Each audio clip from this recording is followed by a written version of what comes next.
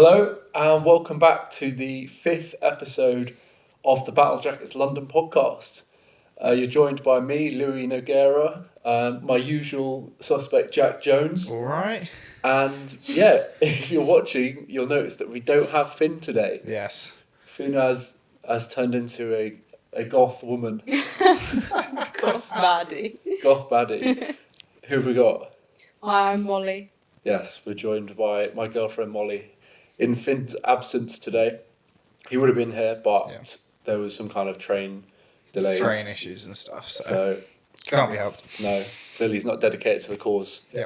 But he'll be back. So yes, what are we going to get into today?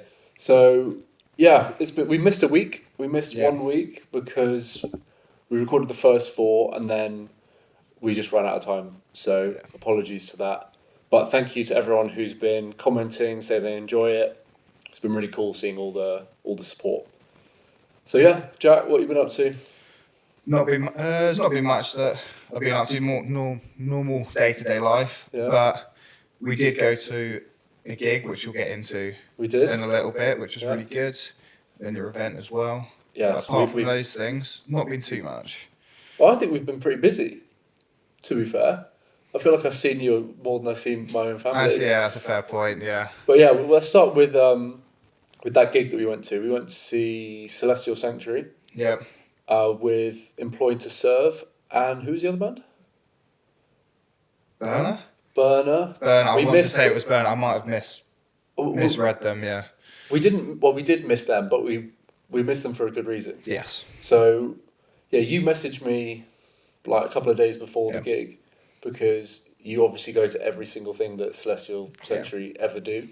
Yeah. I was like, we're going to see him at Incineration Fest on Saturday. I was like, I don't care. I'm going anyway. Just like, it was a week before that, wasn't it? It wasn't the day before. Yeah. It was a week before we saw them in London. So I was like, okay, I'll go see him as well. Yeah. And I thought, because those guys like everything, on the podcast and on my page, I was like, it'd be a cool opportunity to do a video with them. And they seem like really, really friendly. I met them a couple of times. Guys. So I sent Tom a message. I just said, come along to the gig. Yeah. I mean, those guys are known for having crazy merch. So I was like, it'd be quite cool to do a little merch tour. Yeah. But it ended up being the smallest merch range I've ever seen them have. Yeah, the one time they have only a few designs. Yeah. It was Celestial Sanctuary. Yeah, Celestial Sanctuary. Still killer designs. They did have some cool stuff. So we got there really early. Yeah. Because I like to be early anyway. Yeah. But especially if I'm meeting a band to do something, I was like, I don't want to be that guy who's late. So we were early, and then they ended up not being able to do it before doors. And I was like, oh God, I don't want to do a merch run through after doors because if there's loads of people trying to buy the merch. Yeah, I'm going to look like a melon if I'm stood there But we had to do it after doors anyway. Yep. It was cool. It was fun. No, it was really good fun getting a chance to film the video for you, just rather than just watching them on Instagram or something, so it's fun. And I was very stressed. Were you? I was like, gotta make sure I get the angle, especially with Tom's job. He's does video production and stuff like that, doesn't he? So well, he did a good job. Proper rookie. It was good. We ended up talking for 10 minutes though. It was supposed to just be a quick little merch run through, but turns out, we already knew that they had really cool merch, but a lot of thought actually goes into that stuff. You're not wearing the hoodie now, are you? I'm not wearing it. I've got it next to me, so we can. Yeah, why don't you tell us about that? So, get the hood over on that side. So you've got the front print. Yeah. Just green logo. Some great artwork on the sleeves as well. I'm not sure how clear that is. We'll get some pictures up in the video anyway. And then a really, really cool back print. Yeah, it's the same design on the back almost that's on the sleeves. Yeah, it's very similar. Same corpse skeleton thing. There was a word for it. I think it was gibbet. A gibbet. I think it's along those lines. I'm pretty sure. When Tom was explaining, have I already told you this, or Mollie? What, the cage? Yeah, the cage thing. It's quite. It was called a beginning with a T. A T. Clearly. Well, hopefully, if Tom watches, he can comment and correct us where we went wrong. What's a gibbet, Mollie? A gibbet is what you put in Crocs. It is though. So when you say gibbet, that's Celestial Sanctuary gibbets would be pretty cool. That'd be pretty hard. Do you wear Crocs, Jack? No, Chantal does. I No. get her to rep some Celestial Sanctuary merch. Come on, guys, gibbets. get on it, please. No, I think they were called gibbets. If not, I'll figure out what they are actually called. But it's essentially like the design that they've got on the back and on the sleeves is like a metal cage that's like shaped to fit a person. Yeah. And there was like this murderer in the place where they're from, Bury St Edmunds. Bury St Edmunds, yeah. And he like killed a bunch of people. I'm paraphrasing what Tom explained to me. So You get a much nicer explanation. yeah, but he was basically a very well-known murderer in the area, and they made this like metal cage where they put people in as a punishment, and that's what he was put in, and they have that in their museum. So it's quite cool that, and that's also what they said. A bunch of the songs off the like a lot of the EP Visions of Stagnant Blood is all got like references and so it was based really on cool the history that of the area. they've like not only written about stuff from their hometown, but also incorporated that into their merch, and also done it in a way that the designs are really cool. Yeah.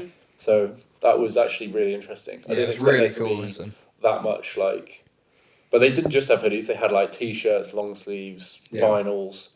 I did some patches for them, so we had a bunch of stuff. But that was a lot of fun. Yeah, it was really good. It was a bit different to just going to a normal gig, but it did mean that we missed a burner. I believe it's Burner. Yeah, the we'll first put a band. picture of that logo. Yeah.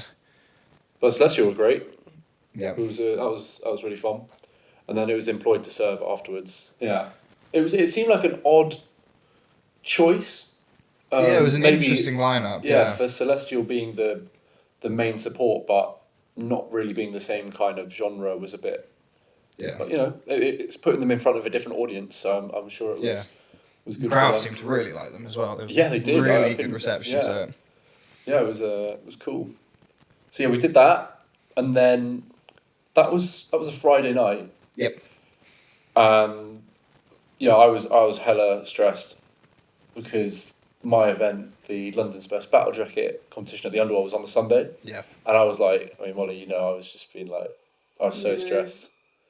Picked me up from work and then was yapping in the car. Oh, if I didn't talk, I'd just be stressing. So I was stressed about the event because first time putting on something like First that. of its kind as well. Yeah, the first battle jacket competition. That's important. That. So yeah, that was on Sunday, and I had like 10 different stalls set up around the venue. So I had to make sure that all of them were sorted out and at the venue at like 9 a.m. Mollie was one of the stalls, weren't you? What were you selling? I was selling my own artwork that I'd made, and then I had made some stickers as well. So it was just like a bunch of stuff, but it was scary doing it for the first time, especially like there's a lot of people that we knew. Yeah. But that's good though, people that we know. That means that they're making the effort to come and check it out. Yeah, that's true. So we did that on Sunday. So it was just for anyone who didn't come to the event, tell you a little bit how that works. So yeah, I had these 10 stalls set up around the Underworld on the floor where you normally would stand and Where watch the crowds the bands. normally is, yeah. So I got them all set up. I had my brother was running a patch stall for me. I had like a 12-foot space. So I had like so many patches. Massive patch section. It was great. Which was cool. You didn't even get to look at it. I didn't even get a chance to you were look working. at it. You were working. So after I got all those like stalls set up, then I put like a table on the stage, which is where the judging for the competition was taking place. And for the first 3 hours of the event, like it was really busy. It was great. There's always lots of people there. But the first 3 hours were where people could come and like register and say they want to be in the competition. Like the whole thing's free, so it's literally just a bit of fun to come along. And you and Finn were manning the stand where people were coming and putting their names down. So how was that? No, it was great fun actually. The time flew by actually, but it was great. All the people coming up to register, saying that they watched the podcast, or they listened to the podcast while they've been sewing the vests or jackets they've brought to the event. Yeah, it was really, really cool. It was weird because like I've only had a couple of people before then say to us in person that they've watched it. Here we get the comments online, which is all stuff, which is great. But having people come and say it in person was pretty cool. And not just a few people. Yeah. Almost everyone that went there. Yeah. Coming up and like, we watched the pod. Which is mad. somebody asked me if I was the guy from that pod. I was like, how have you managed to come to this event that I put on and not made the connection? That did make me laugh. But yeah, so you guys were manning the check-in area. Yeah.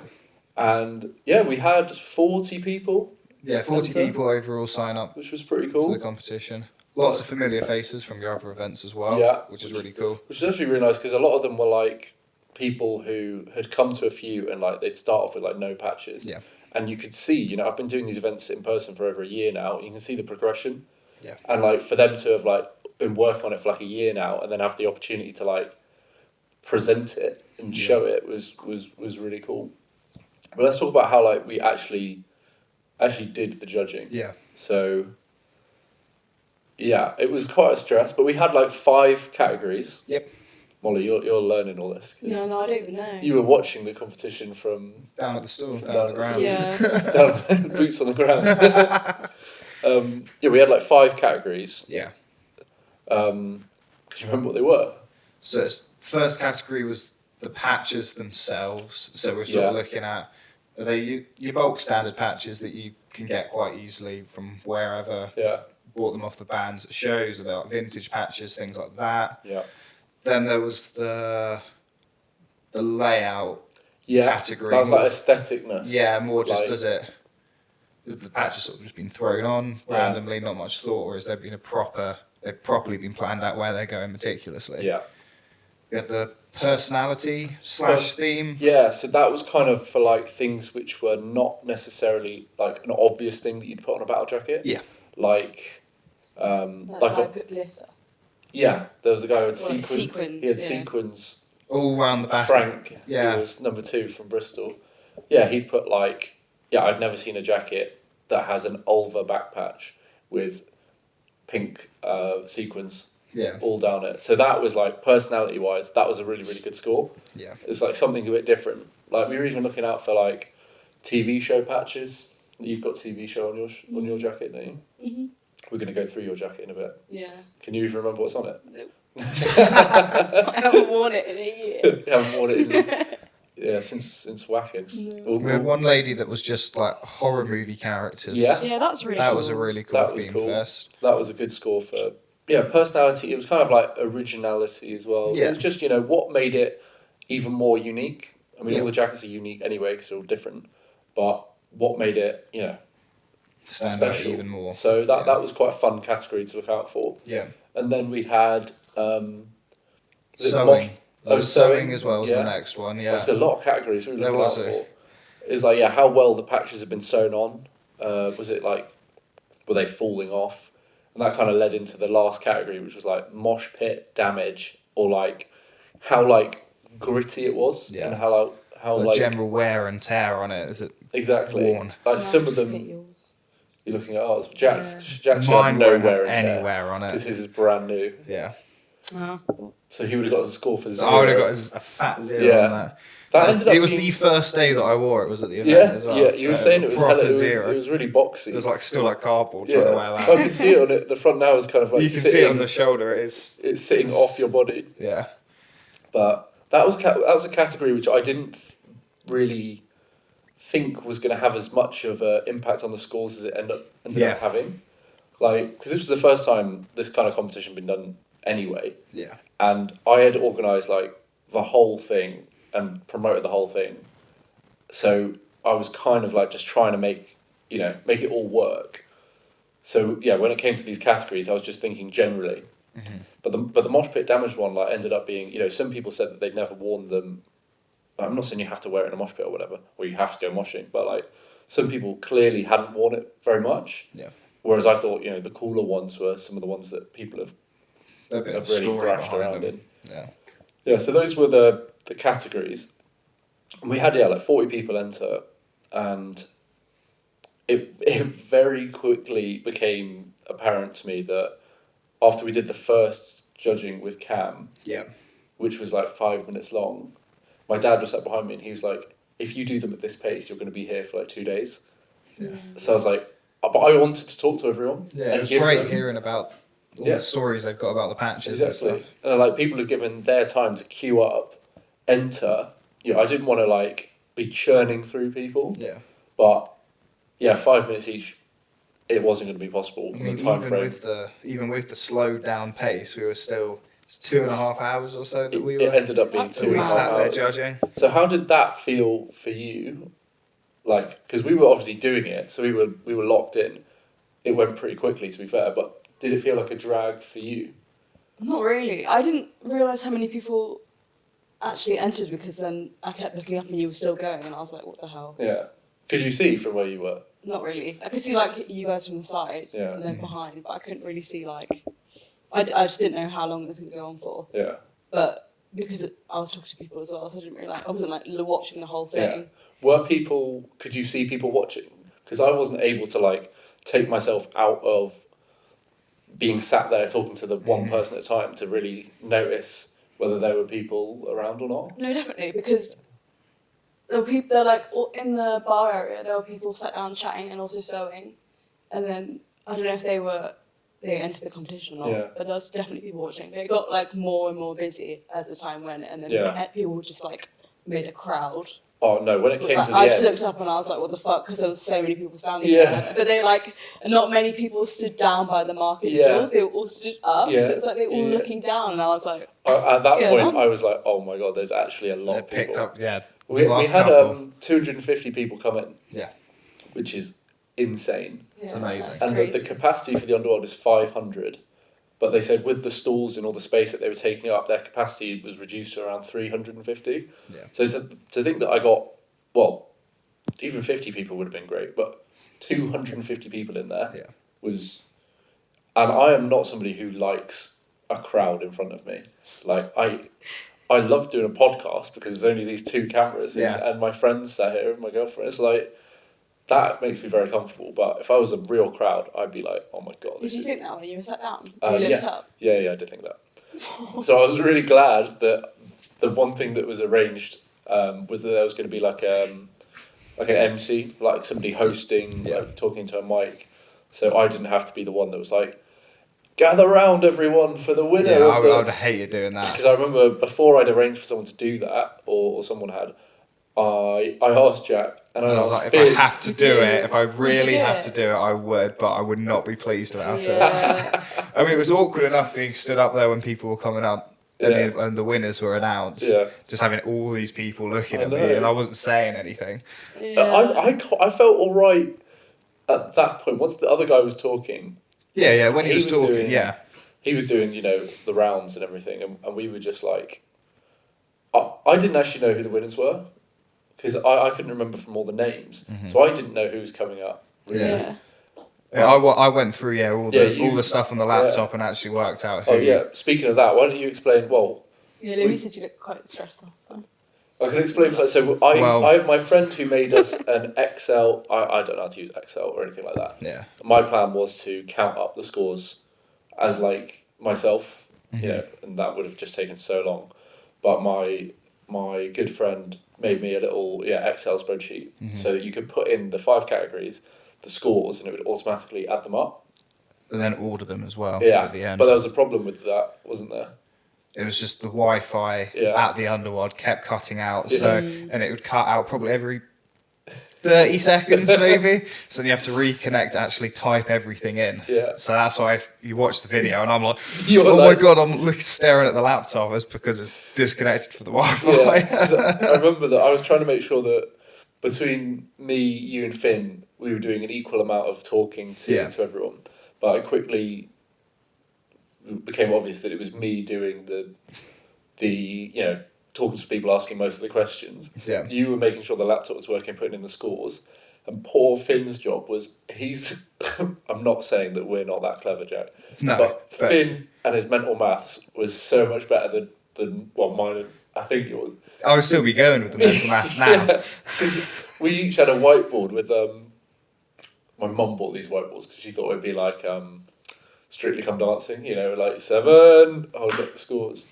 But anyway, we had the 5 categories and the scores on it, and Jack had to put in, 1 score for each category. Yeah. So the points that I'd given added to the points that Finn had done and Jack, and like Finn had to add 30 numbers together because there was 10 from each of us. Yeah. On the spot, one after the other, with each category, whilst you were putting And them he in. absolutely smashed it. Was he? Well, He I was, don't know. he was insane. Did anybody check his numbers though? I didn't. I didn't check his numbers, but But So he he was- could be just He's an engineer Aura. though. yeah. So the fact he's an engineer, I do trust his Yeah. maths He was skills. like, okay, 5. I mean, the numbers were all 0 to 10 for each category, Yeah. so it wasn't. Yeah. I But he was definitely doing did it. ask you to do it. Whoa. But yeah, Finn smashed that because if I hadn't have had you guys, to help me, I wouldn't have been able to do that whole competition on my own. Without a doubt, I couldn't have done the judging, putting it in, adding it up, taking all the names down. So yeah, having you guys there was really cool, and it was nice that we could do something as the three of us after doing all the podcast stuff. Yeah, and it was really fun. So I really, really enjoyed it, and it was a mega day, but I was absolutely shattered after it. I'm not surprised. Like, I didn't stop speaking all day.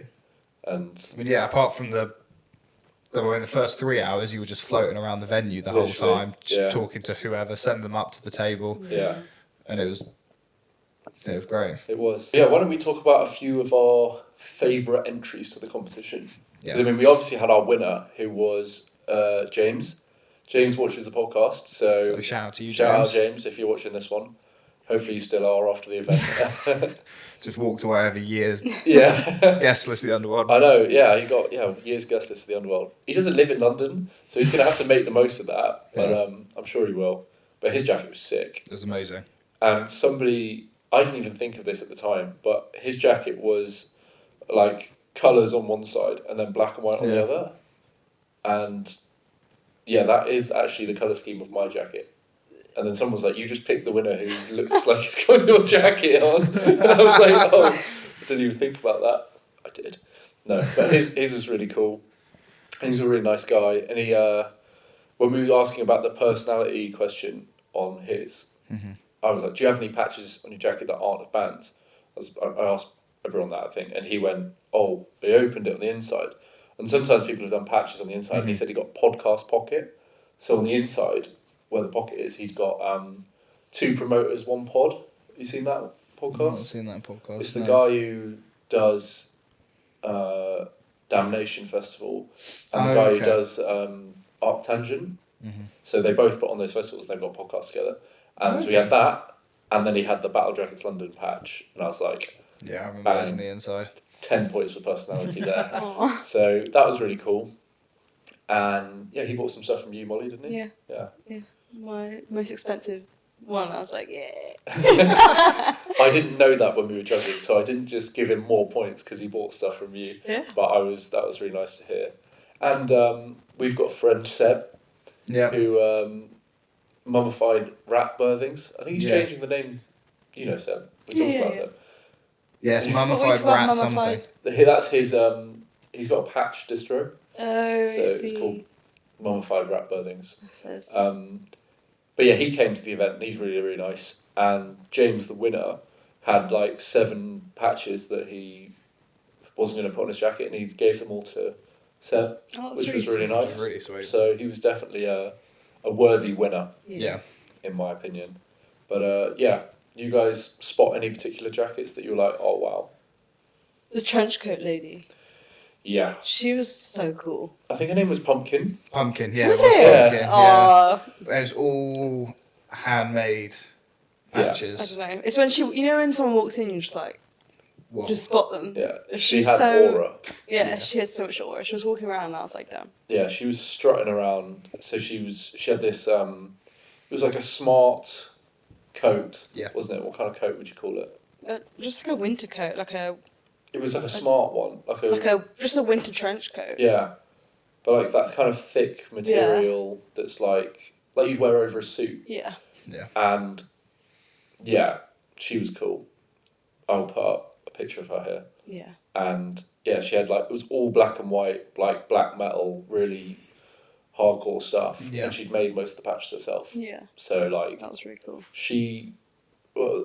I think she should have won one of the prizes, but the way that we did the competition, which I will now think there is a better way to do it, we just did it on the points. So we didn't unanimously say, oh, we think that this person should win this, this, and this. It was purely just done on the point score. Yeah.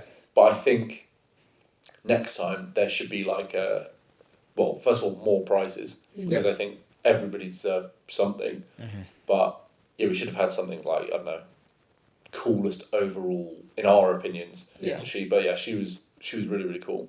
And then I think, to be fair, some of the women's vests were some of my favourite ones, because there was a Scottish lady who had done a battle apron. I loved it. Yeah, that was really cute. So wholesome. She just gave me like the best vibes ever. Oh, 100%. Can you remember what hers was like? It was all sort of like dotted about, but it was really nice. And it went all the way down to the bottom of the apron. Oh, it was denim, wasn't it? It was, yeah. Yeah, blue denim apron. She decided to do it because she's a chef. Yeah. And I asked her, could she wear it in the kitchen? She said, no, it doesn't meet the safety requirements. But then she also had a battle hoodie on as well, just because she finds the denim jackets to be really uncomfortable. Oh, yeah. And I was like, love it. That is something I can't. You can't deal with. That's why you've not worn yours in a year. Mollie claims that she made a jacket to go to Wacken last year. I made it all a day before we left. So much of the front, and then what I'm like, it got to the back and there was so much to do. I was like, this is not happening.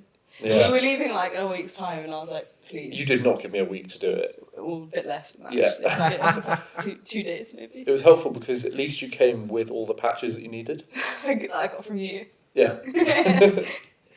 Yeah, I felt really bad because somebody actually ordered one of the ones that you had taken, and then I had to email them. You hadn't told me that you'd taken it, and I had to email them. Oh my god. No, because to be fair, you said you can go into my office and pick the ones you want. Yeah, but you're supposed to tell me which ones you want. Yeah, I just took them it all was off and then kept them in a file. I can't remember which one it was now, but it was a guy in Wales who I've met a few times, and he emailed me. He was like, am I forgetting this patch, mate? And I had to be like, I'm so sorry. Did you say it was to me? No, I didn't. What did you say? I can't remember what I said. But yeah, whilst you're here, Mollie, you're not wearing a battle jacket, but I think we should do a little run through of your miniature vest. Yeah. Which kids car. Kids car. So here's the front. So you've got to describe it, Mollie, for everyone who is listening. I keep forgetting that. Yeah? Not everyone's going to be looking at our gorgeous faces. It's a mix of different bands that I like and some other bits that aren't band related either. So TV shows, and I've got some non-metal bands on it as well. But you've got some absolutely miniature patches. Yeah, I've got some. How small?